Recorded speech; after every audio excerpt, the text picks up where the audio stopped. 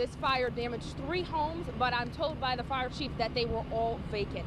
Witnesses say the car was traveling in the eastbound lanes when it spun out of control. You can see the tracks here as it crosses the median. I'm on Cone Street between Burdett and Fern, and right now on the other end of the block is actually where that water main break happened. As you can see, these dogs can search through tons of rubble to find people and get them out of disasters like the ones in Oklahoma. The New Orleans Crime Coalition pointed to the shortage of police officers as a major hurdle for the NOPD. Well, 3 Powerball tickets stolen in Louisiana are worth $2 million this morning. Supporters of the state's school voucher program have asked a federal judge to remove an order requiring the state to make regular reports on the program to federal officials. And not to get lost in numbers too much, because just this past weekend we had 7 people shot, 1 including a 1-year-old baby.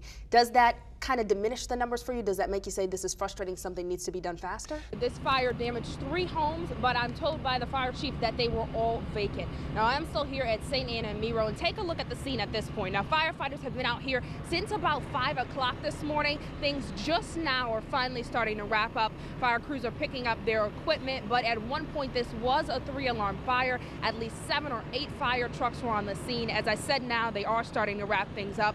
But I did speak with Fire Chief Tim McConnell earlier this morning. He told me that 3 vacant homes were badly damaged. 2 of them are nearly a complete loss.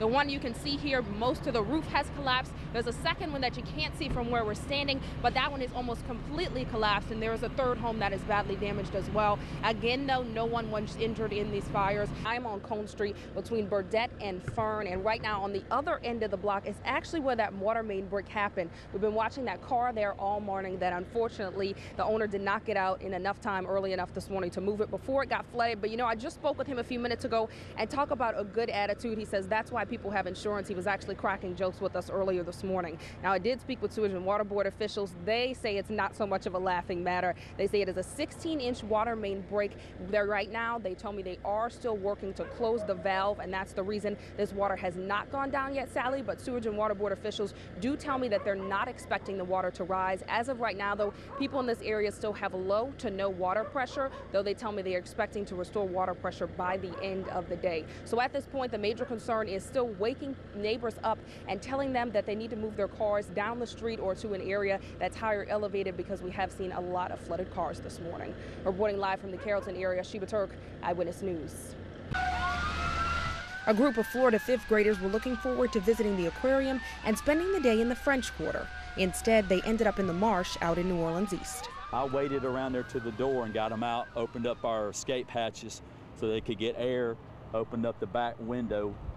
Those buses has got escape windows you can just lift up and push out, and we pushed them out, and a bunch of bystanders stopped by, and they waited out there, and I lifted them out and put them down, and they put them up to safety. Just after 10 o'clock this morning, 3 of the buses of elementary school kids and their chaperones were coming into the city on I-10 near the Michoud Boulevard exit when the 3rd bus collided with a hydroplaning vehicle. Witnesses say the car was traveling in the eastbound lanes when it spun out of control. You can see the tracks here as it crosses the median and spins into the westbound lanes. It missed the first 2 buses, and we were in the 3rd bus, and our bus driver couldn't stop because she was directly in front of us, and we slammed into it with a busload full of kids heading to New Orleans, and bus driver saved our lives. But the woman driving the vehicle that lost control was killed, and the accident shut down the I-10 in both directions for nearly 2 hours as firefighters used the jaws of life to remove the victim's body from the wrecked vehicle. One of the bus drivers said the lesson here is to take extra caution when the roads are wet. Slow down in the rain. I mean, the lady was speeding and just lost control. I mean, just be careful. Sheba Turk, Eyewitness News. Jessica Lee uses this surveillance video to keep watch over her Kenner home. She never expected it to turn into a mini version of the movie Twister. I was very shocked. Thank God I wasn't home, first of all. I was at the hospital with my grandmother, and we were on lockdown there. You can see her puppy running for cover, and just seconds later, her yard turns into chaos. The dead birds I just noticed when y'all got here, and that saddens me. The tree, the basketball goal was on top of the shed. The shed doors were blown open.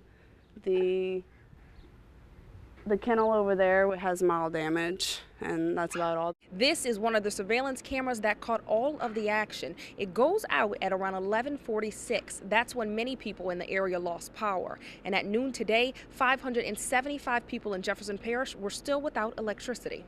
I'm frustrated. Been without power since 12 o'clock yesterday. Keep on getting different stories from Entergy. On top of the power outages, nearly 24 homes were damaged by the EF1 tornado. A 4-block stretch of West Loyola Drive is filled with piles of tree limbs and dozens of roofs with tarps. About 3 miles away, several transformers and cable poles were torn down in the 2700 block of Akron Drive. The first transformer hit right there on the corner of the house. That's a group home there, where old people live in there. And thank God they wasn't home. Power outages and damage are understandably frustrating, but as always, the people of this city are resilient and already looking past the devastation. We'll just rebuild and go on from there. Sheba Turk, Eyewitness News.